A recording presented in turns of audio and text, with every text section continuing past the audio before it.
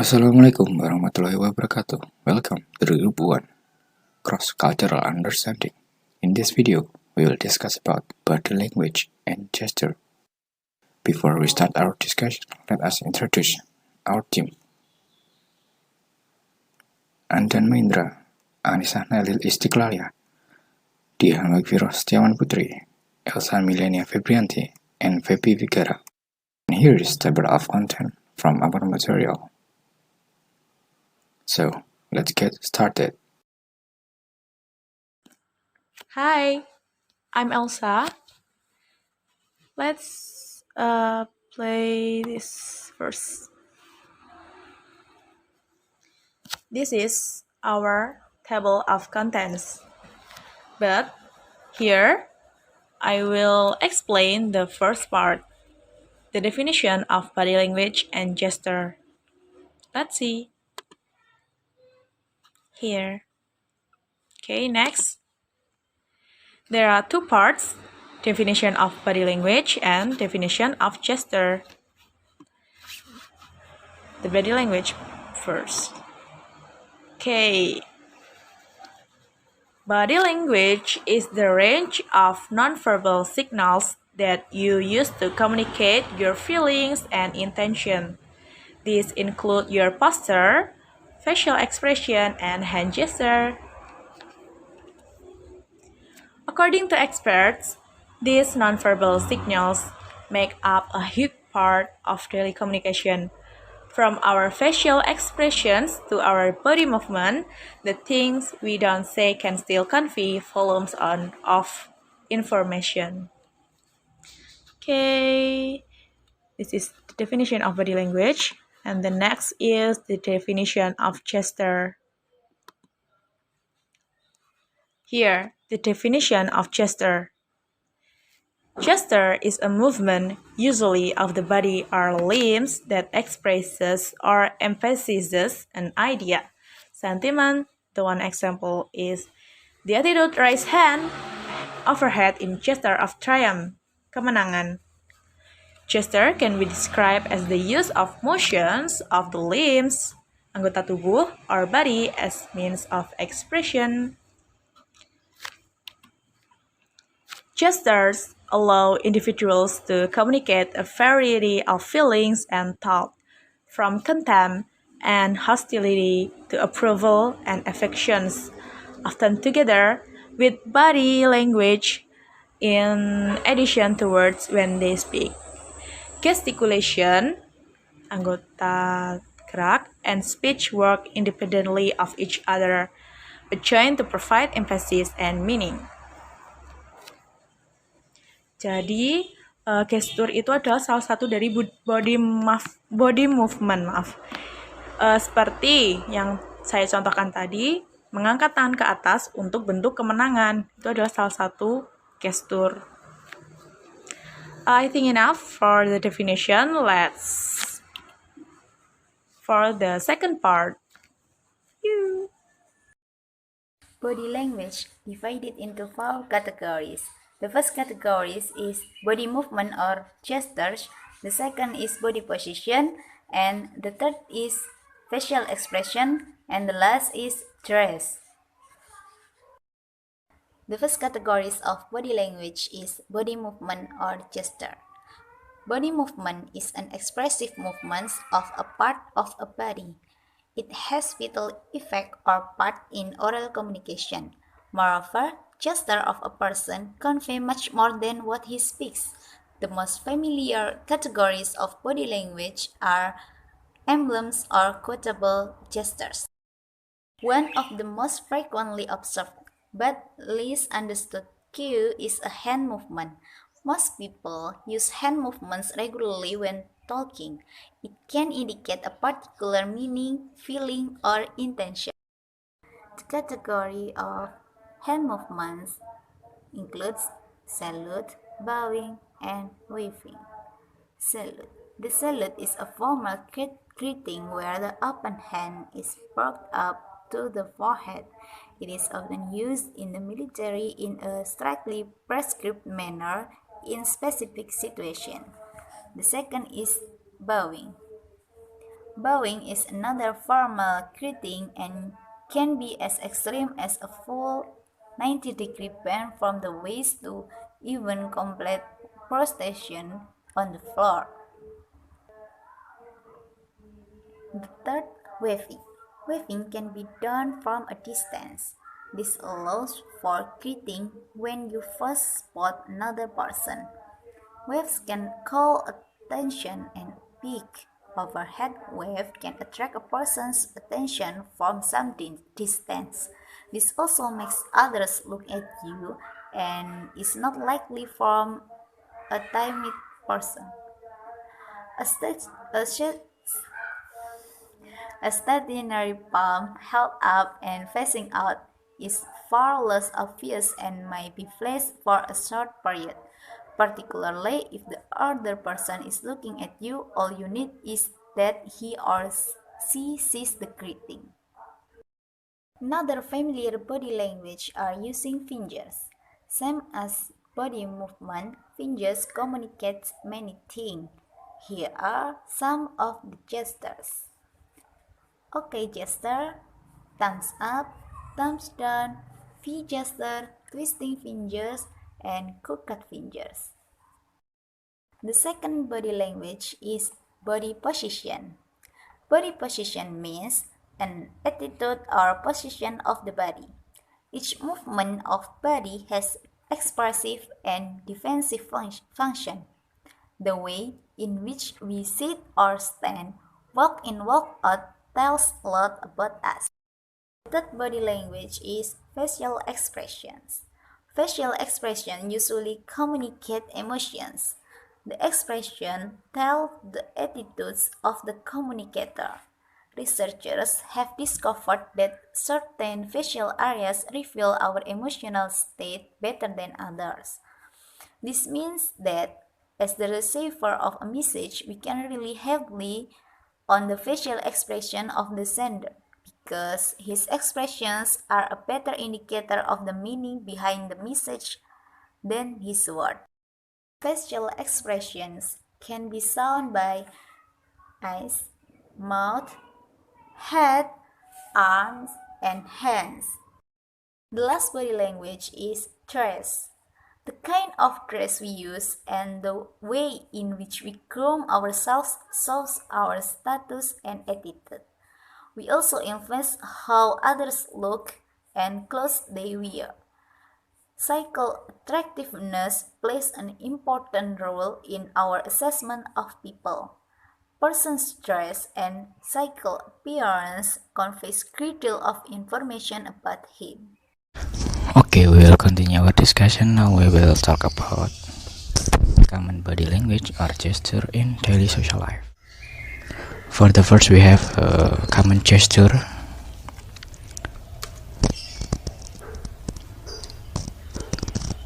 The first is OK gesture.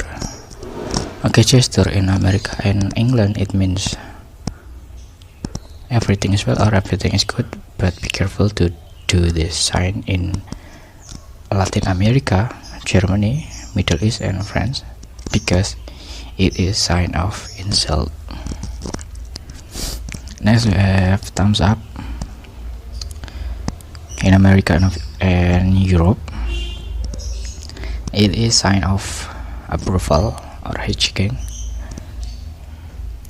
but in Asia or Islamic countries it is considered too rude. Next we have body position. The situation above shows how two people can misinterpret each other's behavior. The German upright position indicates the seriousness, meanwhile the Britain's relaxing posture in the chair indicates his wish to diffuse the situation. Jadi perbedaan body position di beberapa negara ini bisa menimbulkan sebuah kesalahpahaman kalau kita tidak mengetahuinya. Okay, next we have facial expression. Facial expression is divided into 5. The first is eye, facial expression. We have direct eye contact when speaking. It is sign of truthfulness. And next we have direct eye contact when listening. It means of interesting with the speaker or the subject or topic that the speaker are talking about. And next we have widening eyes. It means of interesting in something or someone and often invite positive response. Next we have mouth. We have a twist smile. It means mixed feelings or sarcasm. And then we have laughter. Actually it's mean of relaxation or feeling at ease. Next we have head expression. The first is head shaking. It means disagreement. Jadi kita kalau menolak sesuatu kan biasanya kita menggeleng-gelengkan kepala. And then we have head nodding. Kalau head nodding ini it is indicate the agreement. Jadi kan kalau bisa kita menyetujui sesuatu, kita mungkin selain pakai jempol kita juga bisa pakai anggukan kepala atau head nodding. And next we have arms expression. In here we have crossed arms. Crossed arms represent a protective or separating barriers. Usually it is indicates of defensive response. But people also cross arms when they are feeling cold. So be careful not to misinterpret or misread this signal. And next we have hand expression.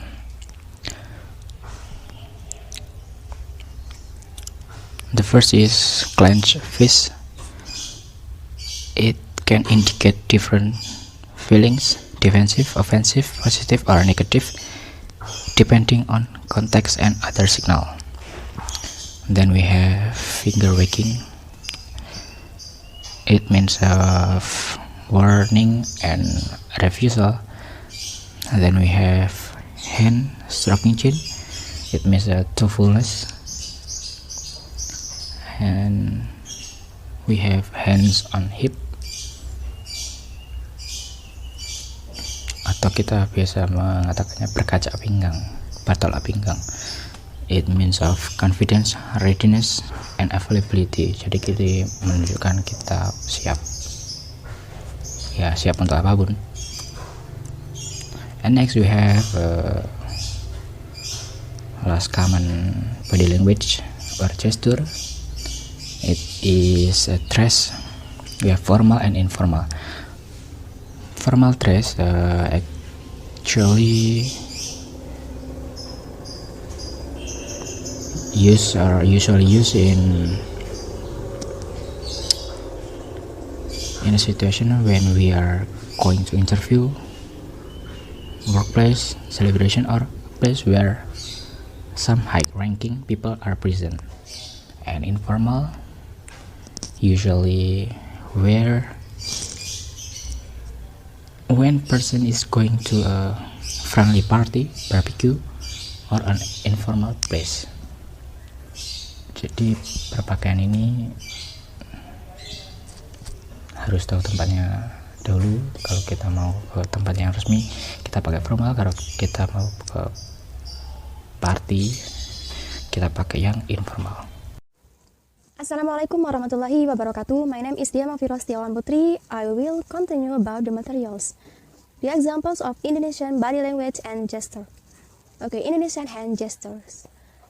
They are thumbs up. The thumbs up is a common gesture meaning good, I like it, or a gesture to show agreement about something. And then rubbing the thumb. Rubbing the thumb, index, and middle fingers together mean money or cash. And then the curling the index finger with the palm facing up. This means come here and it's very casual. Instead of only the index finger, you can use all fingers except the thumb. Okay, greetings. When you meet an Indonesian person for the first time, you need to make some quick decisions. Do you refer to them formally as Bapak or Ibu, or more informally as Kakak and Mbak or Mas? There are greetings an elder. To greet an elder, a respected person in the community, a teacher, your parents, grandmother, and so on, move their offered hand to slightly touch your forehead, and then shaking hands. Shake hands softly and then slightly touch your chest afterwards. Men usually give a stronger grip than women. Jadi jabat tangan atau bersalaman, lalu telapak tangan menyentuh dada sebagai tanda ketulusan. Touching your chest after shaking hands demonstrates respect to other person. You're taking their greetings into your heart. And then it's often okay to shake hands with someone of the opposite sex. Just use a soft grip. Jadi jabat tangan atau bersalaman dengan lawan jenis juga bisa ya, tapi genggamnya jangan terlalu kuat ya. And then slightly touch your own chest as well. Lalu sentuh dada Anda sendiri. Okay, greeting another female friends. This is known as cipika-cipiki in Indonesian. And then an alternative greeting. Sometimes you may meet a Muslim Indonesian who will not touch someone who they don't know of the opposite sex. Greet them with your hands together instead and bow a little bit. And then welcoming a guest. When welcoming people through a door or entryway, silakan masuk. Gesture using your palm or thumb. Never use your index finger to point or gesture. Jadi gunakan ibu jari ya ketika mempersilahkan tamu masuk. Jangan menunjuk dengan jari telunjuk karena itu tidak sopan. Okay, the next is interactions. There are many hidden messages in dealing with other people. Always defer to people older than yourself, and more respect is better than less. First is giving and receiving things. Always use your right hand when passing and receiving things, and then calling someone over instead of waving your fingers upwards as you would in Australia. Wave your fingers downwards. Jadi memanggil orang lain dengan melambaikan jari tangan Anda ke arah bawah. And then forget the point. Similarly, when you point at something or someone, never use your index finger. In Java, it's common to use your thumb instead. Jadi jangan pernah menunjuk seseorang ataupun sesuatu dengan jari telunjuk. Itu terkesan kurang sopan ya. And then walking the past people. Slightly bow your body and put your right hand in front of your body as you walk in front of someone. And don't forget to say permisi. Okay, telling it like it is. Indonesians aren't shy when it comes to giving advice and making remarks about your cycles, appearance, and manners. So in Indonesia, there are kasihan deh lo or poor pitiful you. Usually, that was made famous by a sinetron in the early 90s. The gesture lends the praise a certain circumstance.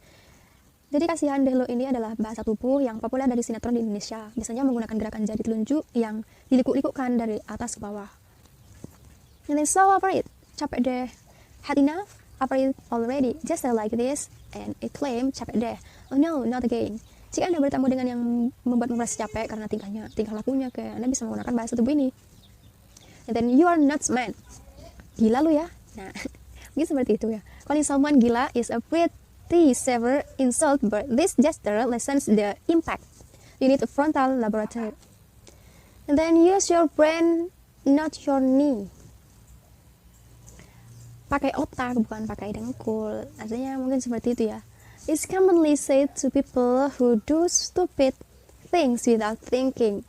Their common sense comes up to the height or of their knee rather than the height of their brain. Jadi di Indonesia, jika Anda melakukan sesuatu yang bodoh, Anda akan dianggap tidak mampu menggunakan otak. Namun disebutnya pakai dengkul. And then piece of cake, yang artinya kecil gitu, kayak seperti meremehkan. Touch the tip of your thumb with your index finger and then flick your index finger away. This gesture accompanies the praise. Masalah itu kecil sekali sampai bisa disentil. Or their problem is so easy to handle, it's like flicking away a speck of dust. And then breaking up isn't hard to do. How to break up with your pacar or even just as a friend. Jadi ketika kalian ingin break sama pacarnya, bisa menggunakan gesture ini. Then doing my head in, artinya pusing.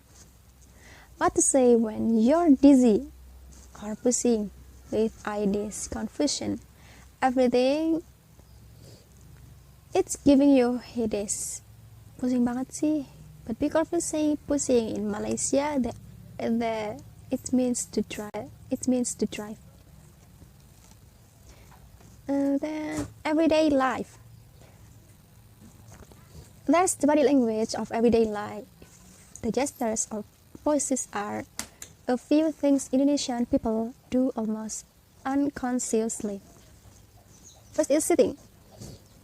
For males, sit with your feet crossed at the ankles. In Indonesian, this pose is called bersila. Jadi laki-laki biasanya duduk dengan menyenangkan kedua kakinya, atau yang disebut dengan bersila. And then females sit with your feet tucked under you, turned down on the floor. Namun jika seorang perempuan duduk dengan melepas kakinya hingga betis menyentuh lantai. And then eating.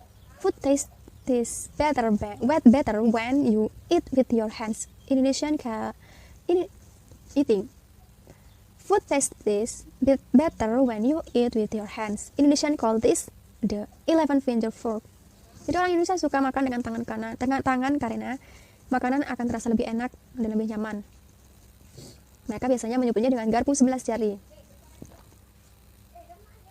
So to eat Indonesian style, pinch your thumb and fingers together around the food, making into a ball and eat. This is usually done with rice. Perhaps avoid this technique if you are left-handed. So, and ask for a spoon and fork. Jadi gunakan jari tangan untuk menyuap makanan ke mulut, tapi jangan pakai jari tangan kiri ya.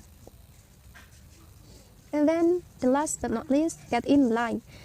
Stand closely to the others in line when you queue in Indonesian. Expect VIPs to push in. Jadi orang Indonesia berdiri berdekatan saat mengantri. Jadi ketika antri mereka berdiri secara berdekatan. Okay, I think enough. And then next, we'll continue with Mbak Feby Vigara. Okay, my name is Feby Vigara. I will continue to presentation this material from this group about body language and gesture in other countries. There are many body language differences in other culture of the world. The difference in the language of the body in a foreign country should be worth doing so on there. For example, the first is head. Nodding your head generally means agreement or approval. But Bulgarians and Greeks also known for their unusual manner of saying yes and no. Nodding up and down signifies negative. Yang pertama yaitu kepala. Menganggukkan biasanya berarti atau mengartikan persetujuan. Tetapi orang Bulgaria dan orang Yunani tidak biasa untuk berkata ya atau tidak. Menurut mereka, menganggukkan itu bisa berarti sesuatu yang negatif. And the second is eyes. Good eye contact is expected in the West. Strong eye contact is most notable in Spain, Greece, and Arab countries. France and Japan are embraced by another third, and six eyes contact only at the beginning of a conversation. Yang kedua yaitu mata, melakukan kontak mata seperti di negara barat atau di Spanyol, di Greece dan Arab itu ketika diajak bicara itu harus menatap mata lawan bicaranya, tetapi di Finlandia dan Jepang mereka merasa malu ketika berbicara dan terus menatap. Biasanya mereka akan menatap ketika pada awal percakapan. And the third is ears. The Portuguese tuck their earlobes to indicate tasty food, but in Italy this gesture has sexual connotation, and in Spain it means someone is not paying for their drinks. Yang ketiga yaitu telinga. Untuk orang Portugis, mencupingkan telinga itu berarti makanannya itu enak. Dan sedangkan untuk orang Italia, itu bisa memiliki konotasi seksual. Dan untuk orang Spanyol, itu berarti seseorang tidak membayar untuk minuman mereka. And the next is nose. A hearty nose blow into the handkerchief is typical in the West, while public nose blowing in the frowned upon by the Japan. Tapping means confidential in England, but watch out in Italy. Yang keempat yaitu hidung. Meniup hidung pada sapu tangan adalah tipikal orang Barat. Tetapi meniup hidung di depan umum itu tidak disukai oleh orang Jepang. Dan untuk orang Inggris, mengetuk itu berarti rahasia, tetapi untuk orang Italia itu berarti hati-hati. Next is lips. In the West, people often kiss when they meet or when they say goodbye. In many Asian countries, it is considered into images of an action to be displayed on public. Yang kelima yaitu bibir. Di berbagai negara pasti berbeda juga maknanya. Tetapi di kebanyakan orang Barat itu seperti itu adalah hal yang biasa. Tapi untuk orang Asia itu biasanya kurang sopan ketika displayed in public. And the sixth is arms. In Japan, gesturing with the bird arms movement is considered impolite. Di Jepang, memberi isyarat dengan gerakan lengan yang lebar itu dianggap tidak sopan. And the seventh is hands. The American goodbye wave can be interpreted as the signal for no in many parts of Europe and Latin America. The Italian goodbye wave can be interpreted by Americans as a come here. The American come here gesture can be seen as an insult in the most Asian countries. Yang ketujuh yaitu tangan atau tangan berbentuk gelombang seperti ini. Itu di Amerika diartikan sebagai tidak. Tapi banyak juga yang mengartikan itu sebagai tanda goodbye atau selamat tinggal.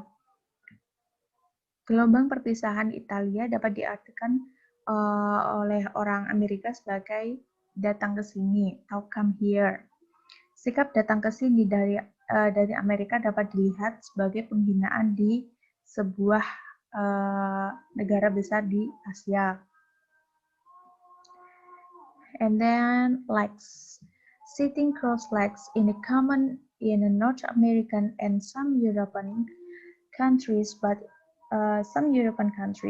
but it's viewed as disrespectful to show the sole of your shoes to another person in Asia and in the Middle East. Yang ke-8 yaitu kaki. Duduk bersila adalah hal yang umum di Amerika Utara dan beberapa negara Eropa. Tetapi menunjukkan sol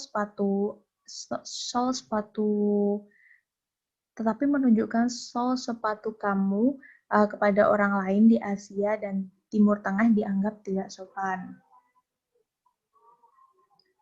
And then gestures. All these gestures can be different and interpreted differently from one country to another. In order to avoid misunderstanding that can lead you to embracing situation, it is good to know what a specific sign means in another culture, or at least to be aware that people can interpret it in a different way. And the first is handshake. In politics, for example, this gesture has a deeper meaning than just greeting someone in the United States. Handshakes are more reserved to professional situations. In personal situations, people will generally just really greet the other person. In most Asian countries, avoid looking at the people in the eyes while you give a handshake, as it is considered impolite. Yang pertama yaitu berjabat tangan. Dalam politik misalnya, gestur ini memiliki arti yang lebih dari sekedar menyapa seseorang. Di Amerika Serikat, jabat tangan lebih dikhususkan untuk situasi profesional. Dalam situasi pribadi, orang pada umumnya hanya akan menyapa orang lain. Di sebagian besar negara Asia, hindari menatap mata orang-orang saat Anda berjabat tangan karena dianggap tidak sopan. And the second is visual contact. In many countries such as in the USA, Australia, or UK, in the Western Europe, looking someone in the eyes during a conversation, for example, shows your respect for the speaker. Yang kedua yaitu kontak visual. Di berbagai negara seperti Amerika Serikat, Australia, atau Inggris dan di Eropa Barat, menatap mata seseorang selama percakapan misalnya menunjukkan rasa hormat Anda kepada lawan bicara. The third is personal space. In the USA, it is more important for people to preserve their vital space and to have a certain distance between each other during a conversation. It is considered normal in Brazil and Southern Europe to talk close to each other and touch each other while talking. Yang terakhir yaitu ruang pribadi. Di Amerika Serikat, lebih penting bagi orang untuk mempertahankan ruang vital mereka dan memiliki jarak tertentu antara satu sama lain selama percakapan. Tetapi di Brazil dan Eropa Selatan dianggap normal untuk berbicara dekat satu sama lain dan saling menyentuh saat berbicara. Okay, thank you for watching this video. Wassalamualaikum warahmatullahi wabarakatuh.